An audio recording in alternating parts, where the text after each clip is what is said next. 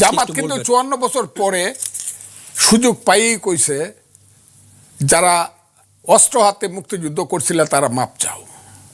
সুযোগ পাইই কিন্তু তারা বলছে 47 হইল প্রথম স্বাধীনতা যুদ্ধ, আর 24 হইল সর্বশেষ স্বাধীনতা যুদ্ধ, আর 71 হইল গন্ডগোল, ভাইয়ে ভাইয়ে গন্ডগোল। এবং সেই ভাইয়ে ভাইয়ের মধ্যে বুঝিটা সৃষ্টি করছে পাশের দেশ ভারত চক্রান্ত করে। এটা 2 দিন 3 দিন 4 দিন 5 দিন আমি মনে করছিলাম আমার দল বিএনপি এটা মুক্তিযোদ্ধা শহীদ জিয়াউর রহমানের দল, সেই দলে বুঝি নেতা আছে সেই রকম যে বলবে না এই কথাটা সত্য না, 71ই মুক্তিযুদ্ধ।